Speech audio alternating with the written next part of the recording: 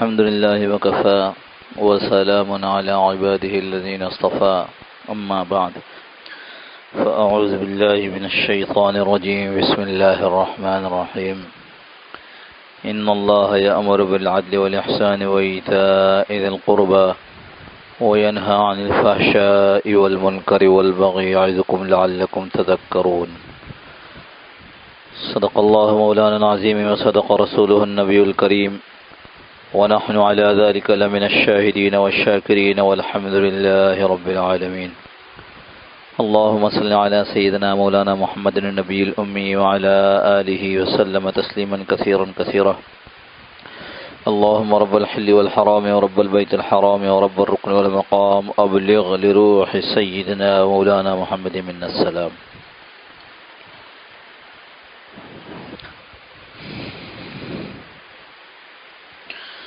اللہ جل جلالہ ومن والہ نے حضور اکرم صلی اللہ تعالی علیہ وسلم کو ہم سب کے لیے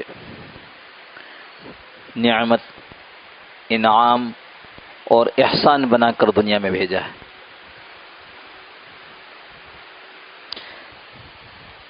دنیا میں کتنی چیزیں ہیں، پہاڑ، سورج، چاند، ستارے، دریا، سمندر، پھر حیوانات، چرند پرند، حشرات الارض، ان سب میں معزز اشرف وہ ہم انسانوں کو بنایا ہے. اور حضور اکرم صلی اللہ تعالی علیہ وسلم نے آ کر پھر یہ بتلایا کہ اللہ ہم انسانوں سے کیا چاہتے ہیں. افحسبتم انما خلقناکم عبثا، کیا تم یہ گمان کرتے ہو اپنے بارے میں کہ ہم نے تم لوگوں کو، تم سب کو بیکار پیدا کیا ہے؟ وَأَنَّكُمْ إِلَيْنَا لَا تُرْجَعُونَ، اور کیا تم لوگوں کو ہماری طرف لوٹایا نہیں جائے گا؟ لوٹایا جائے گا تاکہ تم سے پوچھے کہ جس غرض سے پیدا کیا تھا، یہ تو تم کو بتا دیا بیکار نہیں پیدا کیا. جس غرض سے، جس مقصد سے پیدا کیا تھا، مقصد پورا کر کے آئے ہو یا نہیں؟ یہ مت سمجھنا کہ لوٹائے نہیں جاؤ گے، یہ مت سمجھنا کہ پوچھا نہیں جائے گا، یہ مت سمجھنا کہ آئے اور گئے اور ختم نہیں. افحسبتم، کیا تم یہ گمان کرتے ہو، کیا تمہارا خیال یہ، تم یہ سمجھتے ہو بیکار؟ اور دوسری جگہ پر پھر یہ بتلا دیا تاکہ خوب معلوم ہو کہ بیکار نہیں تو پھر کس مقصد سے. وہ جو لوٹایا جائے گا تو لوٹا کر ہم سے کیا سوال ہوگا، کیا پوچھا جائے گا؟ وہاں فرما دیا وما خلقت الجن والانس الا لیعبدون. لیعرفون اس کا ترجمہ مفسرین یوں بھی کرتے ہیں، اس لیے پیدا کیا تاکہ تم بندگی کرو، ہماری عبادت کرو، ہماری بندگی کرو، ہمارے بندے بن کر رہو. یا لیعرفون کہیں تو ہماری پہچان کر کے رہو، ہمیں پہچان لو کہ ہم کون ہیں. اور پہچان ہی سے تبدیلی ہوتی ہے. دو آدمی ہوائی سفر کر رہے ہوں، برابر میں بیٹھے ہوں اجنبیوں کی طرح، پتہ چلتا ہے کہ وہ بھی پاکستانی ہے، آپ بھی پاکستانی ہیں، تو تعلقات کی نوعیت بدلتی ہے. پتہ چلتا ہے کہ دونوں ایک شہر کے ہیں تو تعلقات کی نوعیت اور بدل جاتی ہے. اور پتہ چلتا ہے کہ یہ تو ہمارے ہی محلے میں کسی طرف رہتا ہے تو تعلقات کی نوعیت اور بدل جاتی ہے. پہچان، یہ مثال اس لیے دی. اب ابھی حال میں بڑے بیوروکریٹ تھے، اپنے ملازمت کے زمانے سے زندگی بدلی اور دیندار ہوئے، اور اللہ نے ان سے بڑا دین کا کام لیا، بہت بڑے عہدوں پر رہے۔ بہت پرانی بات کر رہا ہوں، ڈپٹی کمشنر تھے جب، ایسے زمانے میں جب ڈپٹی کمشنر ہونا بہت بڑی بات ہوتی تھی۔ انداز یہ تھا کہ کرتا شلوار پہنا کرتے تھے اور داڑھی ماشاءاللہ شرعی، سر پر پگڑی باندھتے۔ اور اس زمانے کی بات کر رہا ہوں جب عام طور پر اس کا رواج بالکل نہیں تھا، اور کوئی ڈپٹی کمشنر ایسا ہو، بعد میں تو چیف سیکرٹری کے حیثیت سے ریٹائر ہوئے، بہت بڑے ریٹائر کیا ہوئے، انہوں نے استعفیٰ دیا کسی بات پر حکومت سے ناراض ہو کر۔ سناتے ہیں کہ ایک جگہ میرا تبادلہ ہوا تو میری عادت یہ تھی کہ میں اپنی گاڑی خود چلاتا تھا، تو جہاں تبادلہ ہوا وہاں گاڑی چلا کر پہنچا، دور سے چپراسی نے دیکھا کہ گاڑی تو سرکاری نمبر پلیٹ کی، بھاگ کر آیا، انہوں نے گاڑی روکی، اپنا بریف کیس خود اٹھایا اور دفتر کی طرف چل پڑے جدھر ڈپٹی کمشنر کا دفتر تھا۔ تو چپراسی آتے آتے رک گیا، کہتے ہیں کہ وہ مجھ سے آ کر پوچھ رہا ہے کہ کیا صاحب نہیں آئے؟ مطلب ڈرائیور تم اکیلا آ گیا ادھر، صاحب نہیں آئے؟ اور جب یہ سیدھا سیدھا بغیر جواب دیے چلتے پہنچے کمرے پہ، جو تختی لگی ہوئی تھی وہ پہچان کر اندر گئے اور جا کر بیٹھ گئے سیٹ پر۔ تب اس کو پتہ چلا، رے یہ تو صاحب خود ہے۔ اب بتاؤ اس کی اب تعلق کی نوعیت کیا ہوگی؟ اب اس کا سلوک اور رویہ ان کے ساتھ کیا ہوگا؟ پہچان پر فرق پڑتا ہے۔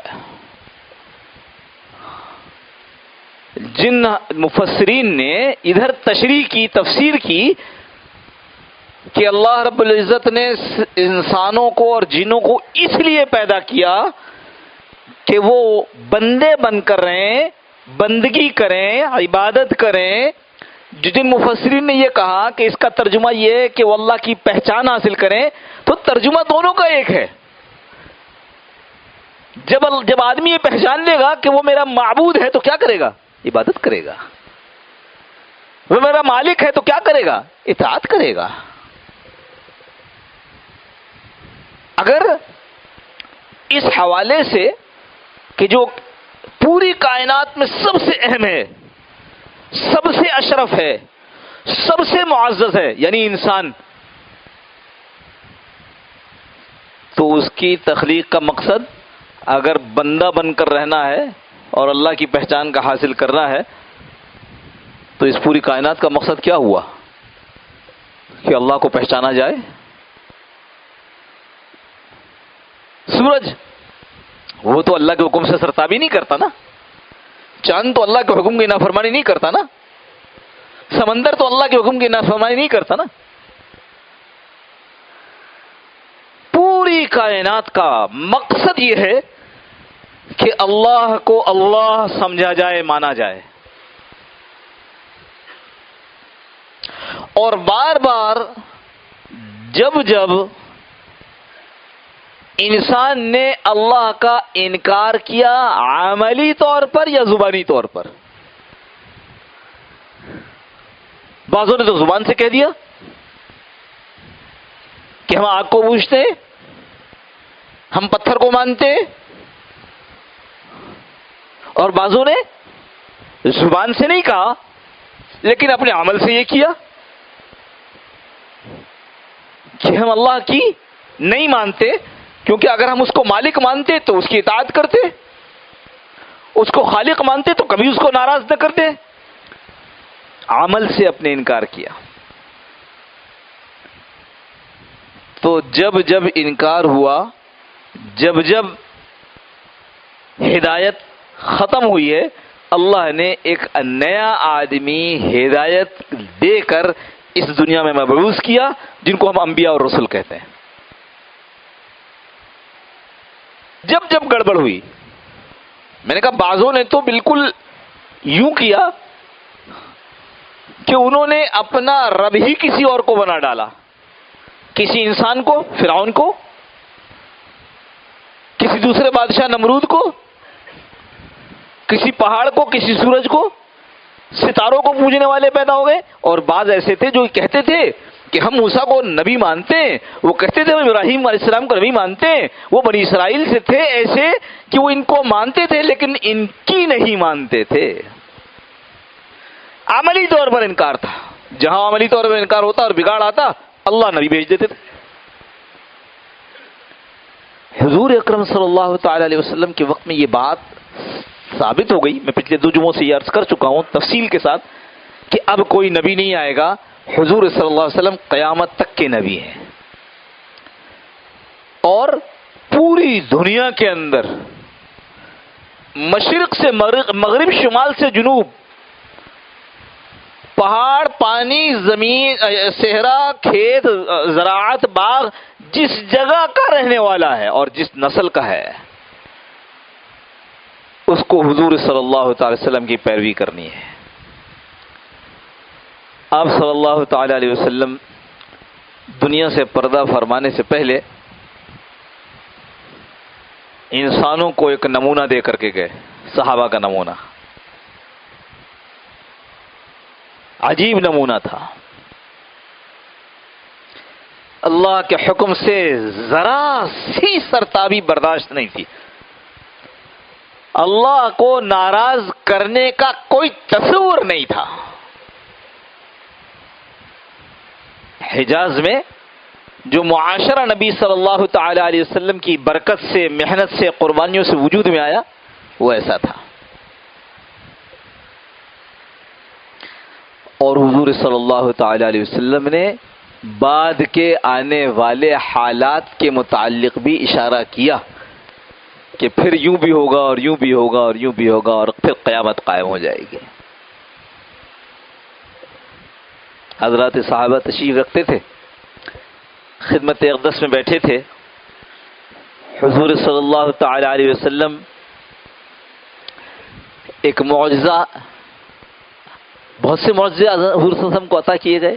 معراج کا معجزہ ہے، چاند 2 ٹکڑے ہونے کا معجزہ ہے، سورج کے پیچھے آ جانے کا معجزہ ہے، اور جانے کتنے چھوٹے بڑے معجزے ہیں۔ سب سے بڑا معجزہ قرآن ہے، جو آپ صلی اللہ علیہ وسلم پر اللہ کا کلام نازل ہوا۔ اللہ پاک نے جو باتیں ارشاد فرمائیں تحمل والی نہیں تھیں، تحمل والی نہیں تھیں۔ جب وحی کا نزول ہوتا تو جو فرشتے وہاں ہوتے وہ بے ہوش ہو جاتے تھے، اللہ کے کلام کی عظمت، بے ہوش ہو جاتے تھے۔ اور جب ہوش آتا تو پوچھتے جبرائیل علیہ السلام فرشتوں سے، جبرائیل بتاؤ ہمارے رب نے کیا کہا ہے؟ اور جبرائیل علیہ السلام حضور صلی اللہ علیہ وسلم پر لاتے، اور حضور صلی اللہ علیہ وسلم کے قلب مبارک نے اس کو برداشت کیا، پھر اپنی زبان مبارک سے ہمارے لائق بن گیا نا، انسان کی زبان سے بھی ادا ہو رہا ہے۔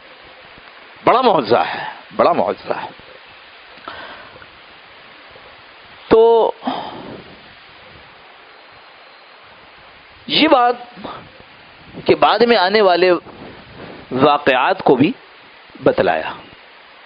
ہاں، میں عرض کر رہا تھا کہ بہت سارے معجزات میں سے ایک معجزہ حضور صلی اللہ تعالی وسلم کا ہے جس کو علماء نے لکھا ہے جوامع الکلم۔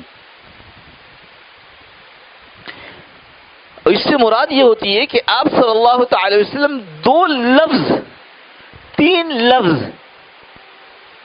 ایک جملہ ارشاد فرماتے ہیں، لیکن اس جملے، ان 2 لفظوں میں، ان 3 حرفوں کے اندر اتنا معنی کا سمندر ہوتا ہے کہ اس کے اوپر امت آج تک کتابیں لکھتی ہے، پورا نہیں ہو پاتا۔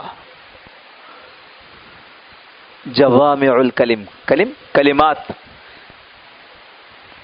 ایسی باتیں ارشاد فرماتے کہ ان کی آدمی تشریح پہ تشریح کرتا رہے اور ہدایت پر ہدایت حاصل کرتا رہے، اور نہ لکھنے والا سیر ہو اور نہ پڑھنے والا سیر ہو۔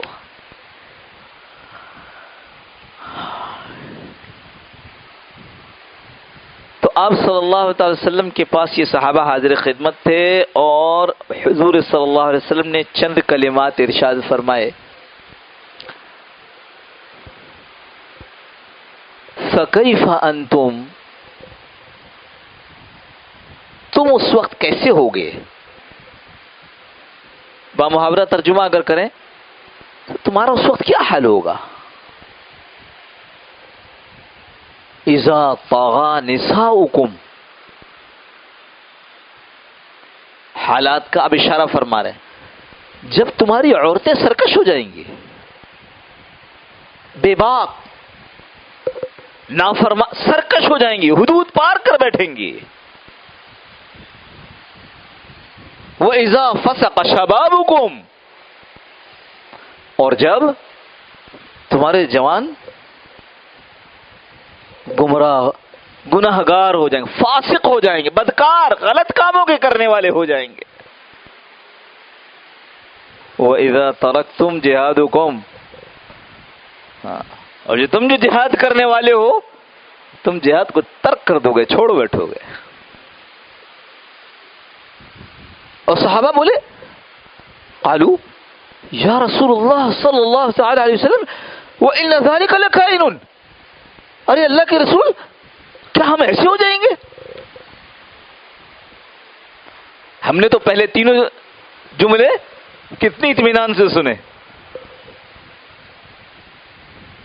صحابہ تو حیران ہو گئے، اللہ کے رسول صلی اللہ علیہ وسلم کیا ہم ایسے ہو جائیں گے؟ ہم ایسا کرنے لگیں گے؟ میں یہ عرض کر رہا ہوں، جس معاشرے کو چھوڑا ہے اس معاشرے، یعنی حضرت رسول کریم صلی اللہ علیہ وسلم نے اپنی محنت، اپنی برکت، اپنی قربانیوں سے جو معاشرہ بنایا تھا، اس معاشرے میں جب یہ جملے نبی صلی اللہ علیہ وسلم کے زبان مبارک سے ادا ہوئے تو صحابہ حیران ہیں کہ کیا ہم ایسے ہو جائیں گے؟ تصور تھا کہیں طغى نساؤکم، عورت باغی ہو جائے گی، سرکش ہو جائے گی. جو عورت کا بچہ شہید ہو گیا اور وہ گھبرا کر باہر سے نکلی، گھر سے باہر نکلی اور رسول اللہ صلی اللہ علیہ وسلم کی خدمت میں حاضر ہوئی، تو بعض لوگوں نے اس سے بعد میں کہا، اے عورت، جتنا غم تجھ پر ٹوٹا ہے اور جتنی پریشانی تیرے اوپر آئی ہے اور جس عالم میں تو باہر نکلی ہے، عجیب بات ہے کہ باہر نکلتے نکلتے بھی تجھے اپنا چہرہ ڈھانپنا، پردہ کرنا یاد رہا.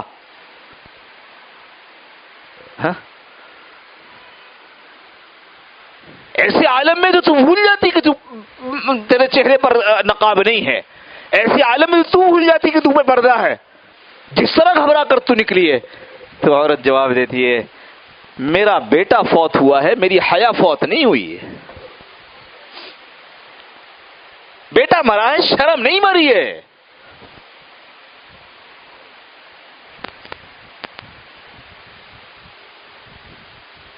یہ ہے جس کی وجہ سے صحابہ حیران ہو، اللہ کے رسول ایسے ہو جائیں گے ہم؟ عورت ہی کہ اللہ کے رسول کسی نے کچھ دیا آپ کو جہاد میں جانے کے لیے، کسی نے کچھ دیا، کسی نے کچھ دیا، میرے پاس تو کچھ بھی نہیں ہے، یہ چھوٹا ہے گود کا بچہ لے جائیے. کہ یہ کس کام کا؟ فرمایا جب آپ کے اوپر تیر آنے لگے تو اس کو ڈھال کے طور پر استعمال کر لیجئے گا. اللہ کے حکم پر جی جان سے خود قربان، اولاد قربان. فلانی تجھے پتا چلا تیرے بیٹے شہید ہو گئے؟ ہاں مجھے پتا چلا. یہ بتاؤ رسول اللہ صلی اللہ علیہ وسلم کیسے ہیں؟ ارے فلاں تجھے پتا چلا تیرا فلاں بھائی وہ بھی اس جہاد میں شریک تھا، وہ شہید ہو گیا. کہا اچھا شہید ہو گیا، انا للہ و انا الیہ راجعون. یہ بتاؤ رسول اللہ صلی اللہ علیہ وسلم کیسے ہیں؟ پھر تیسرے نے آ کر خبر سنائی، ارے تمہارے جو شوہر گئے تھے وہ شہید ہو گئے. کہتی ہے انا للہ و انا الیہ راجعون. مجھے یہ بتاؤ رسول اللہ صلی اللہ علیہ وسلم کیسے ہیں؟ اور جب خود دیکھ لیا کہ صحابہ کے ساتھ رسول اللہ صلی اللہ علیہ وسلم تشریف لا رہے ہیں، سواری پر ہیں، تو کہنے لگی آج جب آپ کو دیکھ لیا، اب آپ کو دیکھنے کے بعد کوئی مصیبت نہیں ہے. یہ وہ ماحول تھا جس ماحول کے اندر جب آپ صلی اللہ علیہ وسلم نے ارشاد فرمایا ہے کہ وَإِذَا کیف انتم، تم کیسے ہو جاؤ گے، اس وقت تمہارا کیا حال ہوگا جب تمہاری عورت سرکش ہو جائے گی، اللہ کا، اس کے رسول کا، اس کی تعلیمات کا، دین کا کوئی دھیان اس کو نہیں ہوگا، وہ حدود کو پار کر رہی ہوگی. تو صحابہ پریشان ہو گئے، فرمایا اللہ کے رسول ایسا کیسے ہوگا. تفصیلی حدیث سے انشاءاللہ کوشش کریں کہ آئندہ جمعے میں اس کو اور آگے عرض کریں. اللہ پاک ہمیں اپنی مرضیات پر چلنے کی توفیق نصیب فرما دے. یہ اس کے بغیر نہیں ہوگا کہ ہم اللہ کو اللہ مان لیں، نبی کو نبی مان لیں. جو اللہ کو اللہ مان لے گا پھر وہ یہ نہیں کر سکے گا، پھر اس سے کبھی سرکشی نہیں ہوگی. اللہ کی سرکشی نافرمانی تو وہ کرتا ہے جو اللہ کو مانتا نہیں ہے. منہ سے کہتا ہے لیکن یہاں سے نہیں مانتا، کیونکہ جب یہاں سے مان لے گا تو کیا کہے گا، اب چھوڑ ربنا، کھڑے کیے جائیں گے نا کافر، ابصرنا وسمعنا فرجعنا نعمل صالحا. اللہ واپس کر دے ہم کو، دیکھ لیا تو ہے، سن بھی لیا لوگوں کی چیخ پکار اور تیرا سوال، اے اللہ واپس کر دے، اب ہم پکا عمل کریں گے. تو بعض علماء نے فرمایا کہ کیوں، کہ انا موقنون، اب تو ہم کو یقین آ گیا، ایمان لایا ہے وہاں پر. لیکن اس وقت کا ایمان لانا فائدہ مند نہیں ہوگا. تو جو یہ سمجھ رہے ہیں کہ ہم ایمان والے ہیں اور اللہ کی نافرمانی میں لگے ہیں، اپنے ایمان کو ٹٹولیں کہ موجود ہے یا ختم ہو گیا. اللہ ہماری حفاظت فرما دے. بقیہ باتیں انشاءاللہ اگلے جمعے کو زندگی رہی تو وآخر دعوانا الحمدللہ رب العالمین. پہلے اذان ہوگی.